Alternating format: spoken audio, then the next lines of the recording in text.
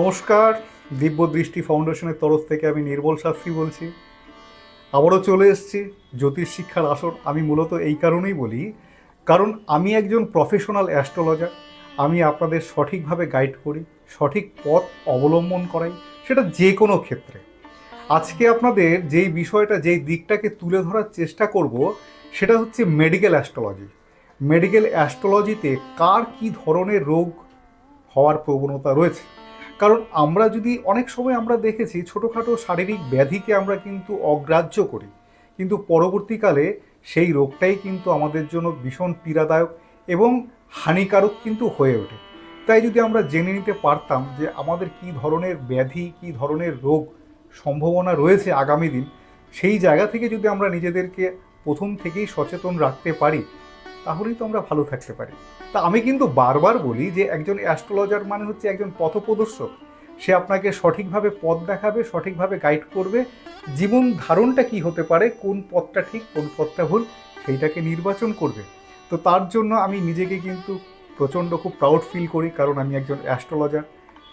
আমি অ্যাকচুয়ালি তান্ত্রিক জ্যোতিষ এই আখ্যাটা নিজেকে খুব একটা আমি দিতে স্বচ্ছন্দ বোধ করি না, যদিও আমি নিজে তন্ত্র সাধনা করি, কিঞ্চিত মাত্র করি। কারণটা হচ্ছে শাস্ত্রমতে তন্ত্রের ভূমিকা যথার্থ রয়েছে, সেই ক্ষেত্রে বেশ কিছু কার্যকরী ক্ষমতাও কিন্তু তার রয়েছে। কিন্তু মূলত আমি একজন প্রফেশনাল অ্যাস্ট্রোলজার, আমার প্রচুর স্টুডেন্ট রয়েছে। এই পরিচয়টা দিতেই কিন্তু আমার মধ্যে একটা আত্মবিশ্বাস কিন্তু বাড়ে, বা নিজেকে বলবো যে খুব প্রাউড ফিল হয়। তো আজকে যে বিষয়টা নিয়ে আলোচনা করব সেটা হচ্ছে মেডিকেল অ্যাস্ট্রোলজি আপনাদের কি ধরনের রোগ ভোগ হতে পারে, সেই সম্ভাব্য জায়গা, সেটা আপনারা নিজেরা আপনাদের জন্ম ছক দেখে কিভাবে নির্বাচন করবেন, সেই দিকটা কিন্তু আজকে আমি আলোচনায় তুলে ধরব। ঠিক আছে? তাহলে প্রথমে জানতে হবে যে আপনার শরীর স্বাস্থ্য কেমন। কিছু মানুষ থাকে সব সময় কিন্তু তারা শারীরিক অসুস্থতায় ভোগে, ব্যাক টু ব্যাক কিছু না কিছু শারীরিক প্রবলেম কিন্তু তার লেগেই থাকে। তার ভগ্ন শরীর স্বাস্থ্য কিন্তু তার পিছু ছাড়ে না।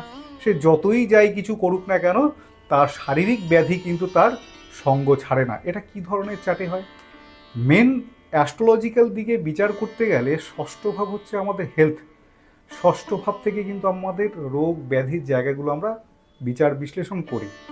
ষষ্ঠভাবে মিলিয়ে নিন আপনারা। ষষ্ঠভাবে যদি আপনার কেতু থাকে, ষষ্ঠভাবে যদি কেতু থাকে, সেই সমস্ত জাতক জাতিকার শরীর স্বাস্থ্য কিন্তু কখনোই ভালো যায় না।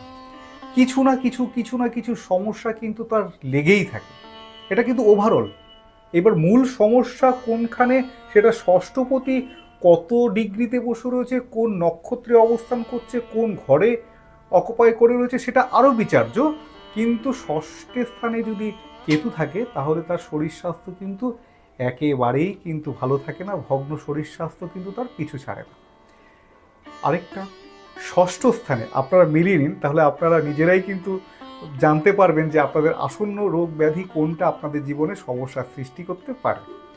ষষ্ঠ স্থানে যদি রবি থাকে, সেই রবি যদি রাহুর নক্ষত্রে থাকে অথবা রাহু যুক্ত হয়, সেই সমস্ত মানুষের কিন্তু 99.9 সম্ভাবনা এটাই থাকে, তার হার্ট সংক্রান্ত কিন্তু ব্যাধি কিন্তু তার থাকবে। পরবর্তীকালে তার হার্ট সংক্রান্ত কিন্তু কোনো অস্ত্রোপচার হতে পারে।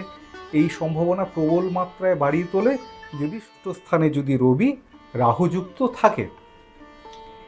আরেকটা জিনিস জানতে হবে যে ষষ্ঠ স্থানে যদি বৃহস্পতি, আমরা বৃহস্পতিকে বলি সদানন্দ প্ল্যানেট, কিন্তু ষষ্ঠ স্থান যদি কর্কটের ঘর হয়, সেখানে বৃহস্পতি উচ্চস্থ তো অবশ্যই হয়।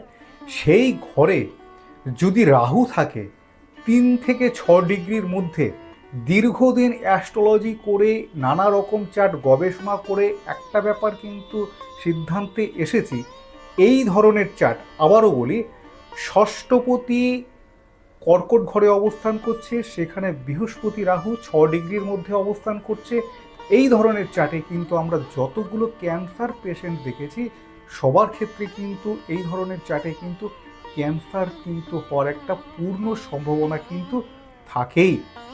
যাদের যাদের আপনাদের প্রিয়জন বা কারোর যদি এরকম জেনে থাকে, তার থেকে তার জন্ম ছকটা নিয়ে খুব প্রাথমিকভাবে লগ্ন থেকে 6 নম্বর ঘরে আপনি বিচার করে দেখুন। এই ধরনের একটা কানেকশন থাকার সম্ভাবনা কিন্তু প্রবলভাবে থাকে। ষষ্ঠ স্থানে যদি শনি চন্দ্র থাকে তাহলে কি হবে?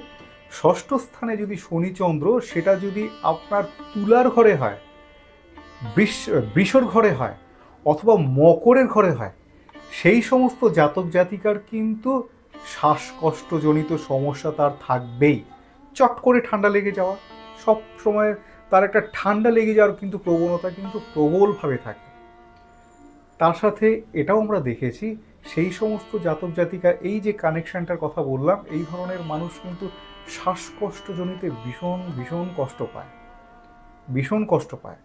তার সাথে আরেকটা সম্ভাবনা থাকে, এদের কিন্তু আর্থারাইটিস, বাতের যন্ত্রণাও কিন্তু এদের জীবনে নানা প্রকারভাবে কিন্তু ব্যথা বেদনায় জেরবার করে তোলে। তো আমি এগুলো টোটালটাই কিন্তু বলছি অ্যাস্ট্রোলজিক দৃষ্টিভঙ্গিতে গ্রহ নক্ষত্রর কানেকশানে। আমি কিন্তু এখানে প্রতিকার রেমেডি কিন্তু বলছি না, এর মধ্যে কিন্তু আমি বলবো রেমেডি কিন্তু যথার্থ রয়েছে। মূল বিষয়টা আমার যেটা, সেটা হচ্ছে কোন কানেকশানে কি হতে পারে সেটা আপনারা নিজেরা জানুন। রেমেডি তারপরে তো আমি বলবোই। তো আরও কিছু কানেকশন, যেটা আমি একাধিকবার বলেছি, যে রাহু বুধ একত্রে থাকলে নার্ভের সমস্যা হয়। এই নার্ভের সমস্যা যে থাকতেই হবে তা কিন্তু নয়। এই নার্ভের সমস্যা থাকতে গেলে যে কোনো প্ল্যানেট যদি 6 ডিগ্রির মধ্যে থাকে, সেটা কিন্তু জোরালো ফল দেয়। এক্ষেত্রে যদি ষষ্ঠ স্থানে রাহু এবং বুধ, বা বুধ রাহুর নক্ষত্রে রয়েছে, এই প্রকারও হতে পারে, তাহলে সেই সমস্ত মানুষের কিন্তু কোনো না কোনোভাবে নার্ভের সমস্যা প্রবলভাবে আকার ধারণ করবে।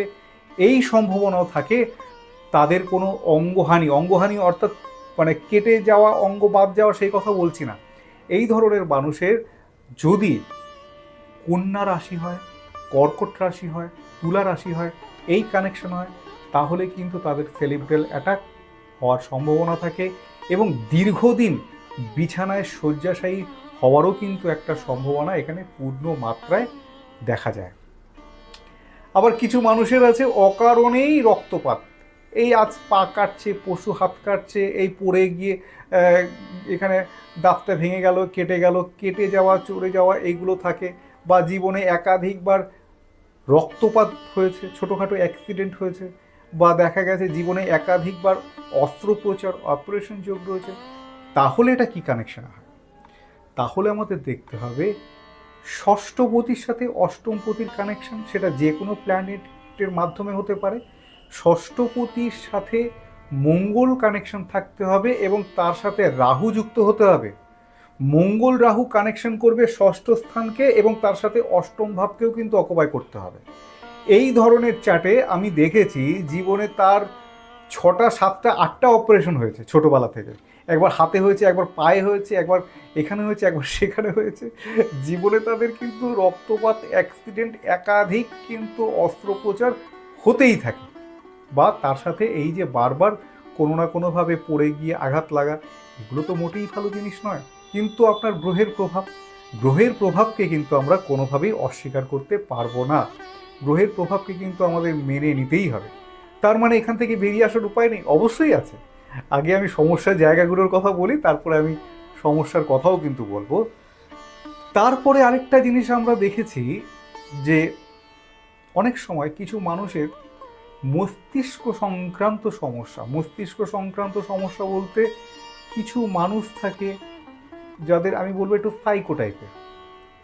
এক কথায় আমি তাদের সম্পূর্ণ পাগল বলবো না, কিছুটা সাইকো পেশেন্ট যাদের, এদের ক্ষেত্রে দেখা গেছে ষষ্ঠ ভাব কিন্তু আপনার পড়েছে হচ্ছে কোথায়? মেষের ঘরে। ষষ্ঠ ভাব পড়েছে মেষের ঘরে অথবা কর্কটে। সেইখানে অবস্থান করছে কে? চন্দ্র এবং কেতু। সে কিন্তু আপনার জোরালোভাবে 6 ডিগ্রির মধ্যে অবস্থান করছে। এই ধরনের জাতকের ম্যাক্সিমাম ক্ষেত্রে, এই ধরনের জাতক বা জাতিকাদের, তাদের কিন্তু মানসিক বিকার, মানসিক অসুস্থতা, কিছুটা সাইকো, যেটাই বলুন না কেন, এই প্রকার কিন্তু সম্ভাবনা থাকে। এছাড়াও কিন্তু বেশ কিছু সুস্থ মানুষও বলবো, যারা দেখবেন একটু কথা বেশি বলছে, ভুলে যাচ্ছে, কিছুটা মানসিক বিকারগ্রস্ততা, একই কাজ বারবার করছে, খুব জল ঘাটতে ভালোবাসছে, জল নিয়ে সবসময় তারা বেশি নাড়াঘাটা করতে করতে তাদের হাতে অলরেডি হাজা হয়ে গেছে, এই প্রকার মানুষেরও কিন্তু এই ধরনের কানেকশন কিন্তু থাকবেই। তাহলে আমি বলবো আরও মানুষের জীবনের সমস্যার যেমন শেষ নেই, তেমনি রোগ ব্যাধিরও কিন্তু শেষ নেই। রোগ ব্যাধি প্রচুর প্রকার, মাইগ্রেন থেকে শুরু করে কি সমস্যা মানুষের শরীরে হয়, কিডনি, লিভার, আমাদের পেটের হজমের গণ্ডগোল, আমাদের চলাফেরায় কোমরে শিরদাঁড়ায় নানা প্রকার ব্যথা হতে পারে, মহিলাদের গাইনো সংক্রান্ত সিস্ট, এই ধরনের সমস্যা হতে পারে। এই টোটাল যে সমস্যার জায়গা, এই সমস্যাগুলো কিন্তু আমাদের 6th হাউসে মেডিকেল অ্যাস্ট্রোলজিতে তার গ্রহগত প্রভাবের কারণেই কিন্তু হচ্ছে। তো হচ্ছে মানে সেটা নিয়ে বসে থাকবো তা তো নয়। যদি এই সমস্যা হয়ে থাকে তাহলে গ্রহের কোন কানেকশনটা নেগেটিভ এফেক্টের ফলে হচ্ছে সেটা আপনাকে জানতে হবে, সেটা আপনাকে বুঝতে হবে। সেই গ্রহের নেগেটিভ এনার্জিগুলোকে কীভাবে নষ্ট করতে হয় সেই প্রকারটা জানতে হবে। সেই গ্রহের নেগেটিভ এনার্জিগুলো যদি আমরা বুঝে নিয়ে জেনে নিয়ে আমরা কিন্তু তার আগে এটা বুঝে নিতে হবে যে আমার কী ধরনের রোগ ভোগ হওয়ার সম্ভাবনা আছে, তারপরে আমরা সচেতন হয়ে সেই প্রতিকার যদি অ্যাস্ট্রোলজিক্যাল প্রতিকার যদি আমরা নিতে পারি তাহলে আমরা সমস্যা থেকে অনেক ভালো থাকবো। তো আজকে তো আমি মূলত অনুষ্ঠানটা অনেক লম্বা হয়ে যাবে, আজকে সমস্যার কথাই বললাম। এর নেক্সট অনুষ্ঠানে আমি কিন্তু এই সমস্যাগুলো থেকে, গ্রহের নেগেটিভ এফেক্টগুলো থেকে কি করে বেরিয়ে আসা যায় সেই উপায় কিন্তু আমি বলবো। আজকের মতো এখানেই শেষ করছি। সবাই ভালো থাকবেন। নেক্সট অনুষ্ঠানের জন্য আমার চ্যানেলটাকে লাইক এবং সাবস্ক্রাইব করে দিন, তাহলে কিন্তু আপনাদের পরের যে অনুষ্ঠানের যে গ্রহগত প্রতিকার সেগুলো কিন্তু আপনারা জানতে পারবেন। সবাই ভালো থাকবেন। টাটা।